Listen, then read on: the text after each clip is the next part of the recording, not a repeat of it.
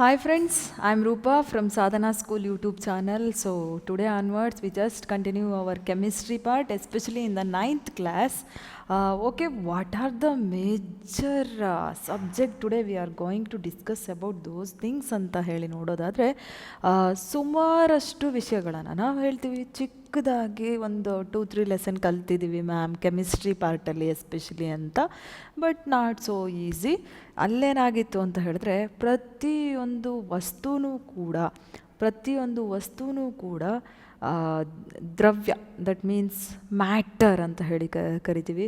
So ಆ ಒಂದು matter ಏನು ಮಾಡುತ್ತೆ ಅಂತ ಹೇಳಿದ್ರೆ ದ್ರವ್ಯ, ಆ ಒಂದು ಮ್ಯಾಟರ್ ಇಷ್ಟೂ ಸ್ಪೇಸನ್ನು ಆಕ್ರಮಿಸ್ಕೊಳ್ಳುತ್ತೆ. First point. ಓಕೆ, ದ್ರವ್ಯಕ್ಕೆ ನಿರ್ದಿಷ್ಟವಾಗಿರ್ತಕ್ಕಂತಹ ಆಕಾರವಿದ್ದು, ಸೊ ಅದೇನು ಮಾಡುತ್ತೆ, ಪರ್ಟಿಕ್ಯುಲರ್ ಸ್ಪೇಸನ್ನು ಅಥವಾ ಒಂದು ಸ್ಥಳವನ್ನು ಆಕ್ರಮಿಸಿಕೊಳ್ಳುತ್ತೆ.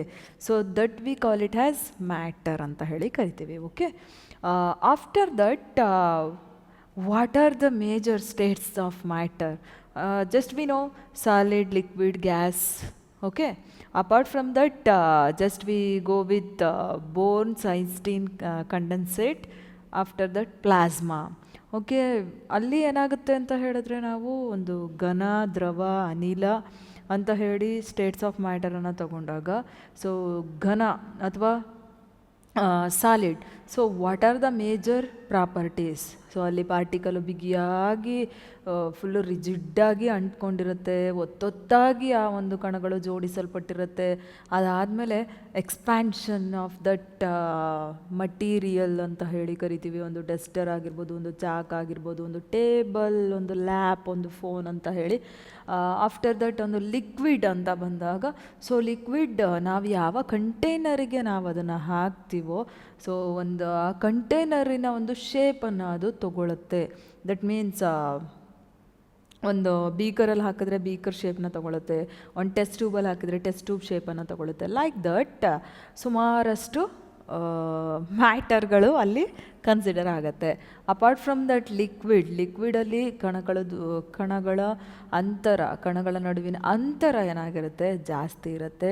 So after that colloidal solution ಆಗಿರ್ಬೋದು, ಟಿಂಡಾಲ್ ಎಫೆಕ್ಟ್ ಆಗಿರ್ಬೋದು, homogeneous mixture, heterogeneous mixture, also alloy ಮಿಶ್ರಲೋಹ in the sense homogeneous mixture of metal or metal, non metal ಅಂತ ಹೇಳಿ ಕರಿತೀವಿ. So after that just we know the concepts like ಈ ಒಂದು ಕಣ. Okay, ಕಣ ಅಂತಕ್ಕಂತಹ ಒಂದು ಪದವನ್ನು ನಮ್ಮ ಮಹರ್ಷಿ ಕಣಾದರು ಅವರು ಇಂಟ್ರೊಡ್ಯೂಸ್ ಮಾಡ್ತಾರೆ. ಆಫ್ಟರ್ ದಟ್ ಅದರಲ್ಲಿ ಬರ್ತಕ್ಕಂತಹ ಅನೇಕ ಅಂಶಗಳನ್ನು ತಿಳ್ಕೊಂಡಿದ್ದೀವಿ.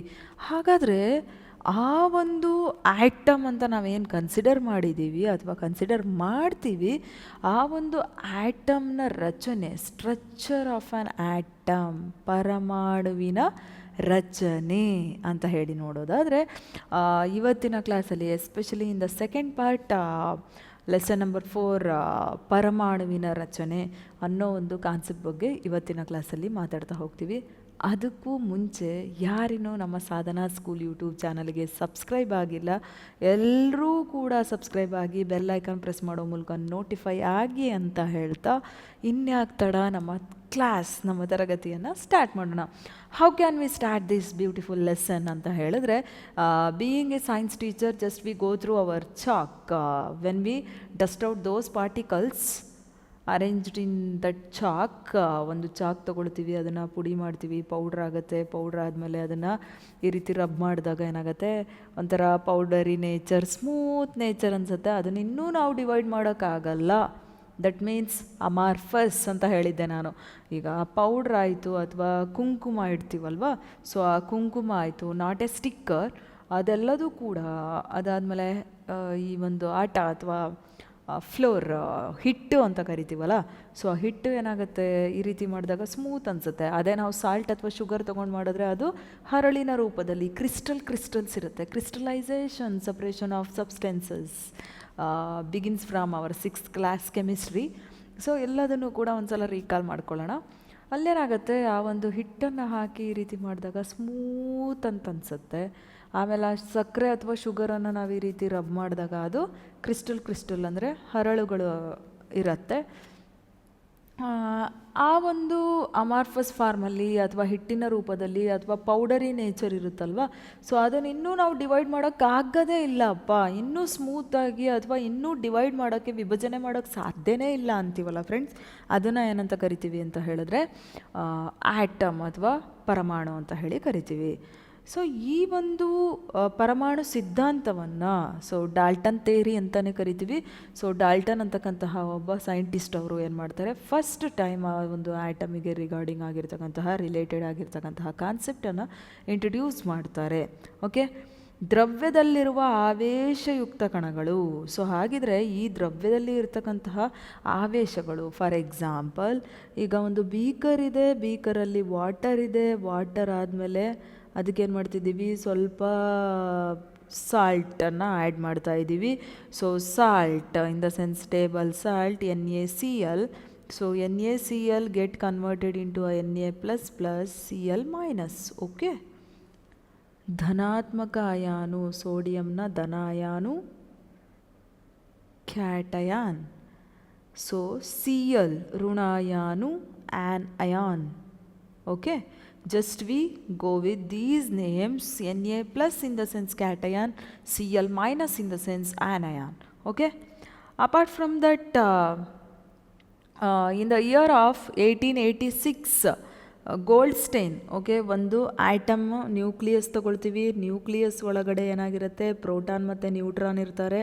ಅದರ ಸುತ್ತ ಇರ್ತಕ್ಕಂಥ ಕಕ್ಷೆಗಳಲ್ಲಿ ಶೆಲ್ ಅಂತ ಹೇಳಿ ಕರಿತೀವಿ, ಆರ್ಬಿಟ್ಸ್ ಅಂತ ಹೇಳಿ ಕರಿತೀವಿ. ಸೊ ಈ ಶೆಲ್ಗಳ ಸುತ್ತ ಯಾರು ಸುತ್ತಾ ಇರ್ತಾರೆ ಅಂತ ಹೇಳಿದ್ರೆ electrons. Okay, electrons. Electrons revolving around a nucleus containing two particles, one is proton, another one is neutron. Proton having a positive charge, electron having a negative charge, but neutron in the sense neutron is not having any charges. Okay, any charges. But this proton is discovered by Goldstein. So neutron is discovered by James Chadwick. Don't be confused, okay? James Chadwick. Electron, very very important, J.J. Thomson. Okay. After that, proton and neutron. Proton is discovered by Goldstein. Neutron is discovered by James Chadwick. But these two particles, that means proton and neutron containing nucleus containing a proton and neutron, this nucleus is discovered by Rutherford. Okay, clear? So there is atomic structure in the nucleus containing proton discovered by Goldstein, neutron discovered by James Chadwick, electron discovered by J.J. Thomson.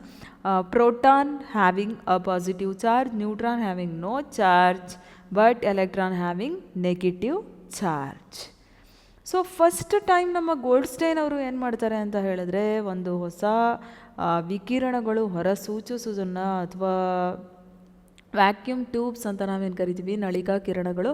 So ಅದ್ರ ಮೂಲಕ ಕೆಲವೊಂದು ಆವೇಶವನ್ನು pass ಮಾಡಿದಾಗ, ಒಂದು ಬೆಳಕಿನ ರೇಖೆಯನ್ನು ಹರಿಸಿದಾಗ ಅಲ್ಲಿ ಏನಾಗುತ್ತೆ ಅಂತ ಹೇಳಿದ್ರೆ, ಉತ್ಸರ್ಜಿಸಲ್ಪಟ್ಟ ಹೊರಹೊಮ್ಮಲ್ಪಟ್ಟಂತಹ ಕಿರಣಗಳು ಏನಾಗಿರ್ತವೆ ಅಂದರೆ ಪ್ರೋಟಾನ್ ಆಗಿರುತ್ತೆ. So the next one is electron having a negative charge but proton having a positive charge. So ಇದರ ಒಂದು ಪ್ರೋಟಾನ್ನ ರಾಶಿಯ ಏಕಮಾನ ಅಥವಾ ಆವೇಶ ಅಂದರೆ +1. I am already told that na, in the nucleus containing proton and neutron, proton having a positive charge +1 and neutron having no charge 0. After that revolving electron having a negative charge. Okay. Structure of an atom. So Dalton ಸಿದ್ಧಾಂತವನ್ನು ನಾವು already ಕಲ್ತ್ಕೊಂಡು ಬಂದಿದ್ದೀವಿ. ಅದರಲ್ಲಿ ಮೂಲಭೂತ ಕಣಗಳು ಯಾವ್ಯಾವುದಾಗಿರುತ್ತೆ, electron ಮತ್ತು proton ಆಗಿರುತ್ತೆ. Because neutron having no charge 0, neutron having 0. After that ನಾವು ನೋಡೋದಾದರೆ J.J. Thomson model.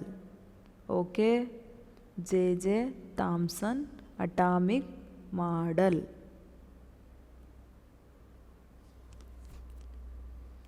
ಸೊ ಇವ್ರೇನು ಮಾಡ್ತಾರೆ ಅಂತ ಹೇಳಿದ್ರೆ, ಒಂದು ಕಲ್ಲಂಗಡಿ ಹಣ್ಣನ್ನು ತಗೊಳ್ತಾರೆ. ಕಲ್ಲಂಗಡಿ ಹಣ್ಣಲ್ಲಿ ನಿಮಗೆ ಎಲ್ರಿಗೂ ಗೊತ್ತಿರುತ್ತೆ, ಇದೆಲ್ಲ ರೆಡ್ಡಿಶ್ ಕಲರ್ ಇರುತ್ತೆ. ಮಧ್ಯ ಕಾಣಿಸ್ತಾ ಇರೋ ಎಲೆಕ್ಟ್ರಾನ್ಸ್ ಏನಿದೆ, ಸೊ ಅದಷ್ಟೂ ಕೂಡ ಏನಾಗಿರುತ್ತೆ, seeds. Water melon seeds must be like as a electron. These electrons having a negative charge. Okay, negative charge. Apart from that, this negative charge electron discovered by J.J. Thomson. That's why this theory is called as J.J. Thomson atomic model. Okay, ಆ ಒಂದು ಸ್ಪಿಯರ್ನ, ಆ ಒಂದು ಸ್ಪೇಸನ್ನು ಅವರು ಏನಂತ consider ಮಾಡಿದ್ರು, ಇದು ಒಂದು positive globe. That means ಧನಾತ್ಮಕ ಗೋಳ. ಅದರ ಒಳಗಡೆ ಏನಾಗಿದೆ, ಆ ಒಂದು ಸೀಡ್ಸ್ ಇದೆಯಲ್ಲ, ಸೀಡ್ಸು, ಆ ಒಂದು ಸೀಡ್ಸನ್ನು ಏನಂತ ಕರೀತಾರೆ, ಎಲೆಕ್ಟ್ರಾನ್ ನೆಗೆಟಿವ್ ಚಾರ್ಜಸ್ ಅಂತ ಹೇಳಿ ಕರಿತೀವಿ. ಸೊ ಫಸ್ಟ್ ಟೈಮ್ ಈ ಒಬ್ಬ ಬ್ರಿಟಿಷ್ ಭೌತಶಾಸ್ತ್ರಜ್ಞ physicist J.J. Thomson in the year of 1856 to in the year of 1940. So 18 December 1856 Manchester ಅನ್ನೋ ಒಂದು ಪ್ರದೇಶದಲ್ಲಿ ಇವರು ಜನನ ಆಗುತ್ತೆ. ಸೊ ಇವರು ಫಸ್ಟ್ ಟೈಮ್ ಎಲೆಕ್ಟ್ರಾನನ್ನು ಆವಿಷ್ಕಾರ ಮಾಡಿದ್ದಕ್ಕೆ ಏನಾಗುತ್ತೆ, 1906, very very important being A competitor.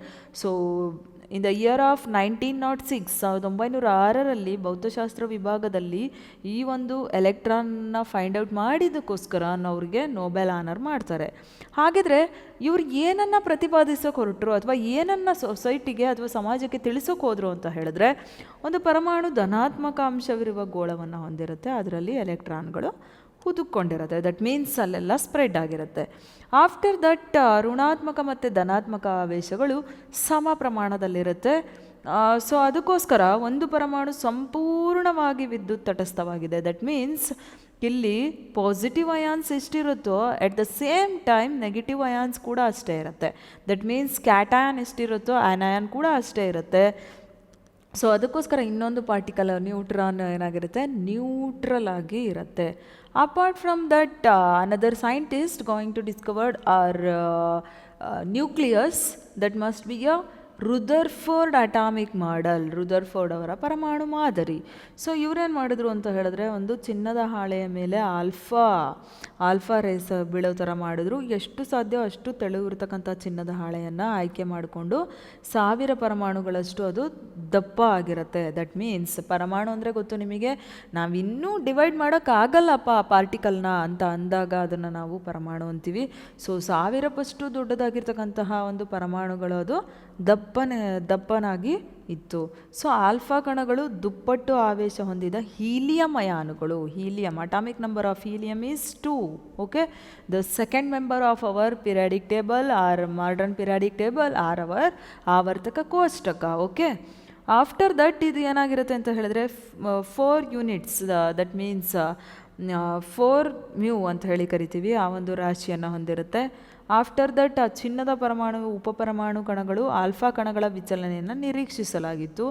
ಪ್ರೋಟಾನ್ಗಿಂತ, that means ನಮ್ಮ ನ್ಯೂಕ್ಲಿಯಸ್ಸಲ್ಲಿರ್ತಕ್ಕಂಥದ್ದು ಪ್ರೋಟಾನ್ ಆ್ಯಂಡ್ ನ್ಯೂಟ್ರಾನ್ ಗೊತ್ತಿದೆ, ಸುತ್ತ ರಿವಾಲ್ವ್ ಆಗ್ತಾ ಇರೋದು ಯಾರು, ಎಲೆಕ್ಟ್ರಾನ್ ಅಂತ ಗೊತ್ತಿದೆ, Goldstein, James Chadwick, J.J. Thomson, but including these 2 particles in our nucleus, that we call it as nucleus must be discovered by our Rutherford. ಹಾಗಿದ್ರೆ ಇಲ್ಲಿರ್ತಕ್ಕಂತಹ alpha ಕಣಗಳ ವಿಚಲನೆಯನ್ನು ನಿರೀಕ್ಷಿಸಬೇಕಾದ್ರೆ ಪ್ರೋಟಾನಿಗಿಂತ ಈ ಆಲ್ಫಾ ಕಣಗಳು, ಅಂದರೆ ಅವರೇನು ಹಾಳೆಯ ಮೂಲಕ ಒಂದು ಕಿರಣವನ್ನು ಹಾಯಿಸ್ತಾರೆ, ಈ ಪ್ರೋಟಾನಿಗಿಂತ ಸಹ ಜಾಸ್ತಿ ಈ ಆಲ್ಫಾ ಕಣಗಳು ಹೆಚ್ಚು ವೆಯ್ಟನ್ನು ಹೊಂದಿದ್ವು, ಭಾರವನ್ನು ಹೊಂದಿತ್ತು. ಆದ್ದರಿಂದ ಯಾವುದೇ ಡಿಫ್ಲೆಕ್ಷನ್ಸಲ್ಲಿ ಕಾಣಿಸ್ಲಿಲ್ಲ. ಆಫ್ಟರ್ ದಟ್ ಹೆಚ್ಚು ವೇಗವಾಗಿ ಚಲಿಸುವ ಆಲ್ಫಾ ಕಣ ಚಿನ್ನದ ಹಾಳೆ ಮೂಲಕ ನೇರವಾಗಿ ಹಾದು ಹೋದವು. ಹೆಚ್ಚು ಏನಾಗಿರುತ್ತೆ, ಒಂದು ಎನರ್ಜೆಟಿಕ್ ಆಗಿ, that means speed. So speed up of those alpha particles is more than that of others ಅಂತ ಹೇಳಿ ಕರಿತೀವಿ. ಸೊ ಯಾವುದರ ವೇಗ ಹೆಚ್ಚಾಗಿತ್ತು ಅದೇನಾಯಿತು, ಸ್ಟ್ರೈಟಾಗಿ ಬಂದು ಹೊಡ್ಕೊಂಡು ಹೋಯಿತು. ಓಕೆ, ಕೆಲವು ಆಲ್ಫಾ ಕಣಗಳು ಹಾಳೆಯ ಮೂಲಕ ಸಣ್ಣ ಕೋನಗಳಲ್ಲಿ ವಿಚಲನೆಗೊಂಡವು. ಬಟ್ ಇವಾಗ ಸಣ್ಣ ಮಿಸ್ಟೇಕ್ ಇದ್ದೇ ಇರುತ್ತಲ್ವ, ಬಿ ಪಾಸಿಟಿವ್ ಅಂತ ಅಂದ್ಕೊಂಡಿದ್ರು ಏನೋ ಚಿಕ್ಕದಾಗೇನೋ ಮರ್ತು ಬಂದಿರ್ತೀವಿ. ಈಗ ಎಕ್ಸಾಮಿಗೆ ಹಾಲ್ ಟಿಕೆಟ್ ಬಿಟ್ಟು ಹೋಗಲ್ಲ ಅಂತ ಹೇಳಿದ್ರು ರೈಸರೋ ಪೆನ್ಸಿಲೋ ಬಿಟ್ಟು ಹೋಗ್ತೀವಲ್ಲ, ಆ ಥರ ಕೆಲವೊಂದು alpha particles just deflected each other. Okay, triangular form, look here. So triangular ಫಾರ್ಮಲ್ಲಿ ಏನಾಯಿತು ಅಂತ ಹೇಳಿದ್ರೆ ಅದು ಡಿಫ್ಲೆಕ್ಷನ್ ಆರ್ ವಿಚಲನೆಯನ್ನು ಹೊಂದಿತು. ನೆಕ್ಸ್ಟ್ ಒನ್, 12,000ಗೆ ಒಂದರಂತೆ ಕಣಗಳು ಹಿಮ್ಮುಖವಾಗಿ ಚಲಿಸುವುದು ಒಂದು ಕಂಡು ಬಂತು.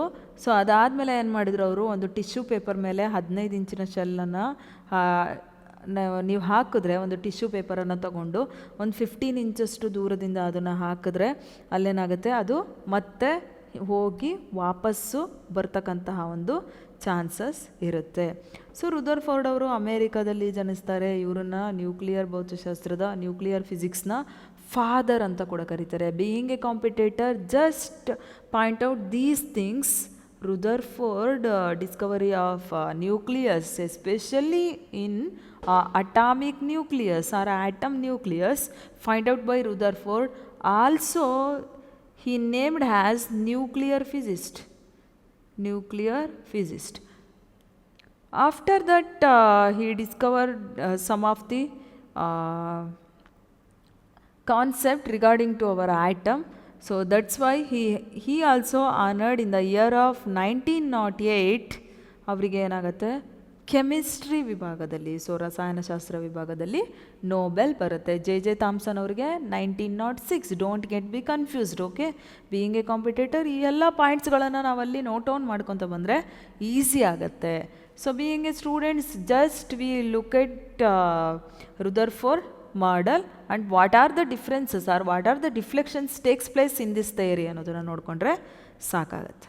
ಓಕೆ, ಸೊ ಹಾಗಿದ್ರೆ ಈ ರುದರ್ಫೋರ್ಡ್ ಅವರು ಏನೋ ಡಿಸ್ಕವರಿ ಮಾಡಿದ್ರು, ಅದರಲ್ಲಿ ಏನಾದ್ರು ಡಿಮೆರಿಟ್ಸ್ ಇತ್ತಾ ಅಂತ ಹೇಳಿದ್ರೆ ಖಂಡಿತ. ಸೊ ಇಲ್ಲಿ ವೃತ್ತಾಕಾರದ ಕಕ್ಷೆಯಲ್ಲಿ ಎಲೆಕ್ಟ್ರಾನ್ಗಳು ಸುತ್ತುತ್ತೆ, ಆದರೆ ಇದೇ ಸ್ಥಿರವಾಗಿ ಸುತ್ತುತ್ತಾ ಅಥವಾ ಇದೇ ಲೈನ್ ಬೈ ಲೈನ್ ಸುತ್ತುತ್ತಾ ಅನ್ನೋದು ತುಂಬಾ ಡೌಟ್ ಇತ್ತು. ಅದಾದಮೇಲೆ ಆಕ್ಸಿಲರೇಷನ್, ವೇಗೋತ್ಕರ್ಷದ ಸಂದರ್ಭದಲ್ಲಿ ಆ ಒಂದು ಆವೇಶಯುಕ್ತ ಕಣಗಳು ಶಕ್ತಿಯನ್ನು ಹೊರಸೂಸೋದು.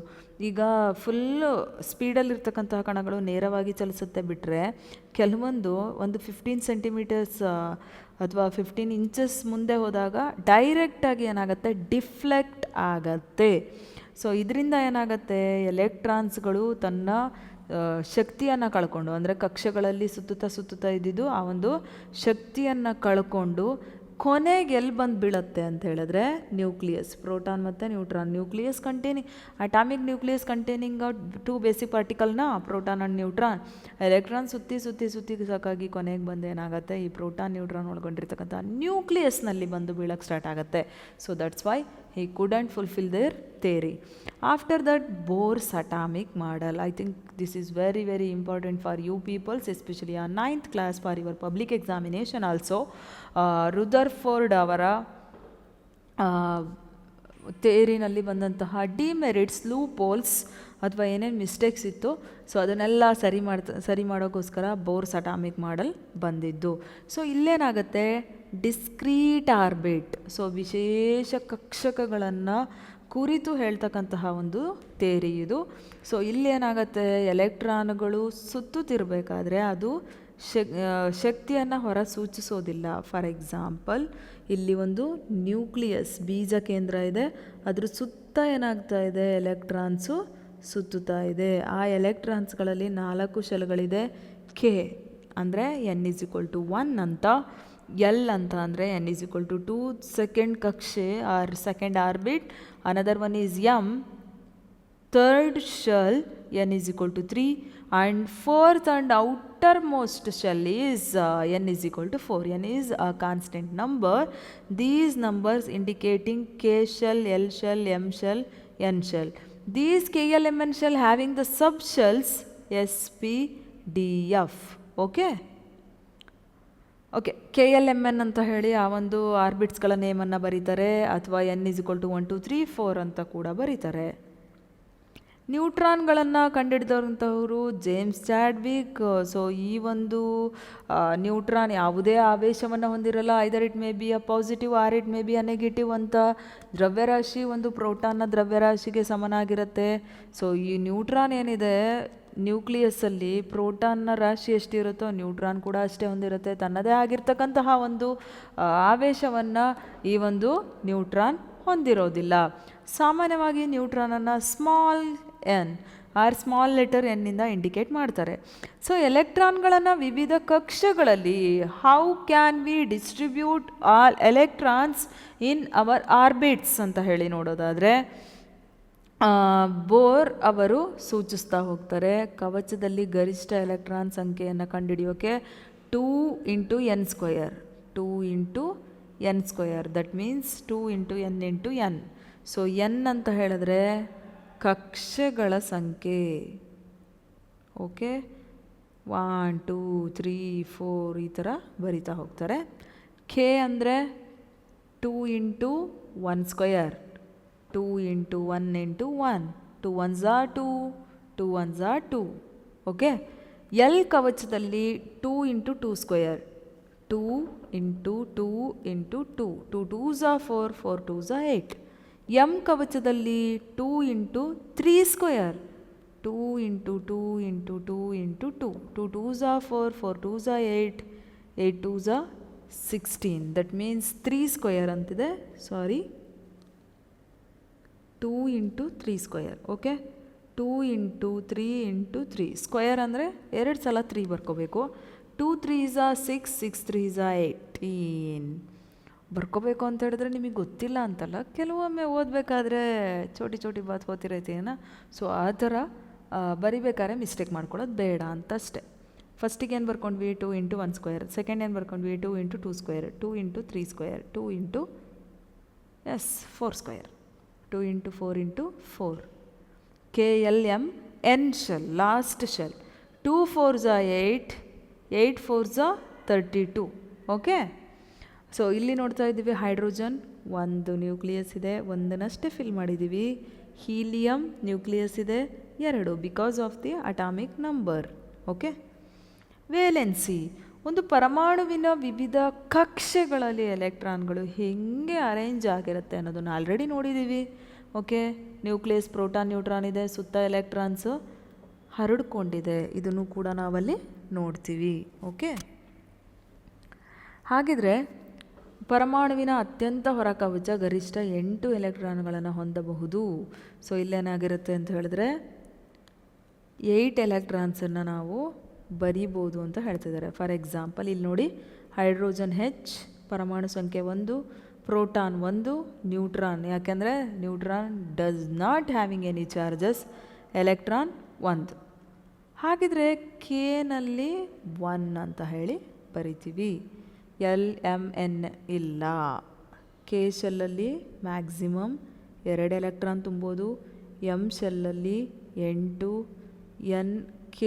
ಎಲ್ನಲ್ಲಿ 8, ಎಮ್ನಲ್ಲಿ 18, ಎನ್ನಲ್ಲಿ 32 ಎಲೆಕ್ಟ್ರಾನ್ಸನ್ನು ತುಂಬೋದು. ಕೆ ಶೆಲ್ಲಲ್ಲಿ ಮ್ಯಾಕ್ಸಿಮಮ್ 2 ತುಂಬೋದು. But hydrogen having only 1 atomic ನಂಬರ್ನ, that's why 1 point hydrogen. Okay, so ಈ ಥರ ಇಲ್ಲಿ ಅಪ್ ಟು 18ವರೆಗೂ ಕೊಟ್ಟಿದ್ದಾರೆ. ಸೊ ನಾವು being A competitor or being a 9th standard student, just we learned 30 elements. Potassium 19, calcium 20,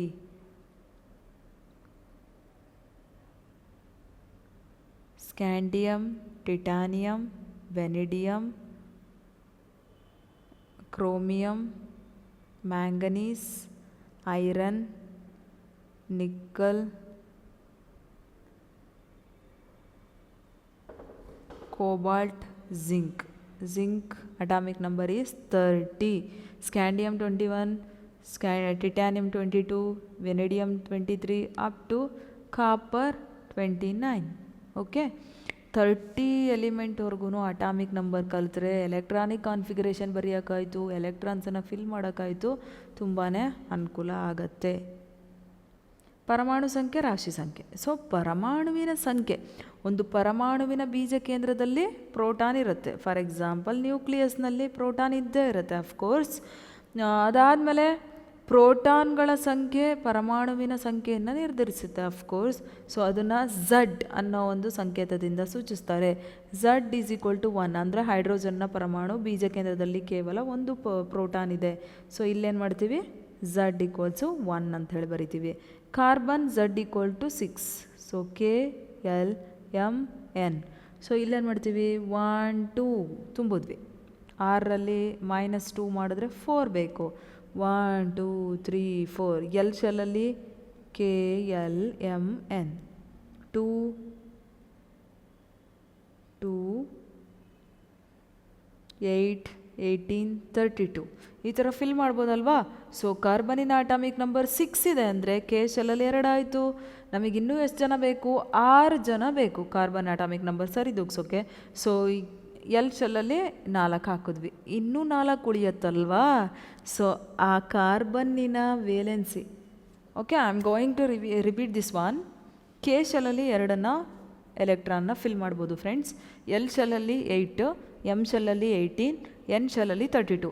has it is at the same time K ಶೆಲ್ಲಲ್ಲಿ 2 electron ತುಂಬಿದ್ವಿ, but ಕಾರ್ಬನ್ನ atomic number 6 ಅಲ್ವಾ, ನಮಗಿನ್ನೂ 4 + 4ನ ಆ್ಯಡ್ ಮಾಡಿದ್ರೆ ಮಾತ್ರ 6 ಆಗುತ್ತೆ.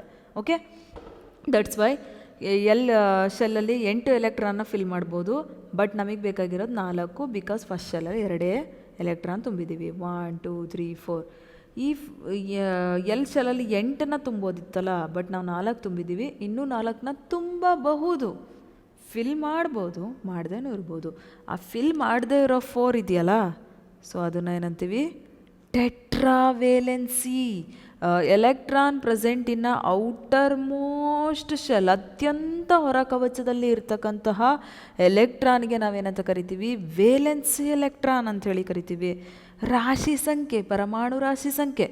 ಸೊ ಪರಮಾಣು ರಾಶಿ ಸಂಖ್ಯೆಯನ್ನು ನಾವು ಕಂಡುಹಿಡಿಬೇಕಾದ್ರೆ, ಸೊ ಒಂದು ಪರಮಾಣುವಿನಲ್ಲಿ ಪ್ರೋಟಾನ್ ಮತ್ತು ನ್ಯೂಟ್ರಾನ್ ಅಷ್ಟೇ ಇರುತ್ತೆ. ಎಲ್ಲಿರುತ್ತೆ, ಬೀಜ ಕೇಂದ್ರದಲ್ಲಿರುತ್ತೆ. ಆ ಪ್ರೋಟಾನ್ ಮತ್ತು ನ್ಯೂಟ್ರಾನ್ಗಳನ್ನು ನ್ಯೂಕ್ಲಿಯಾನ್ಸ್ ಅಂತ ಹೇಳಿ ಕೂಡ ಅದನ್ನು ಕರೀತಾರೆ. ಸೊ ಪರಮಾಣುವಿನ ರಾಶಿ ಅದರ ಬೀಜ ಕೇಂದ್ರದಲ್ಲಿರುತ್ತೆ. ಉದಾಹರಣೆಗೆ ಕಾರ್ಬನ್ ರಾಶಿ 12U, that means 6 proton 6 neutron. That means ಕಾರ್ಬನ್ನಿನ atomic mass, weight atomic mass. So atomic mass ಅಂತ ಹೇಳಿದ್ರೆ proton number, neutron number. So proton number 6, neutron number 6. Atomic number of carbon is 6, atomic mass number of carbon is 12 ಅಂತ. So ರಾಶಿ ಸಂಖ್ಯೆ, ಧಾತುವಿನ ಸಂಕೇತ, ಪರಮಾಣು ಸಂಖ್ಯೆ. So ಯಾವುದೋ ಒಂದು ಎಲಿಮೆಂಟ್ ಇದೆ ಅಂತ ಹೇಳಿದ್ರೆ atomic number, atomic mass number ಅಂತ ಹೇಳಿ ಕರಿತೀವಿ. ಫಾರ್ ಎಕ್ಸಾಂಪಲ್ ಒಂದು ನೈಟ್ರೋಜನ್ ಅಂತ ತಗೊಂಡಾಗ ಅಟಾಮಿಕ್ ನಂಬರ್,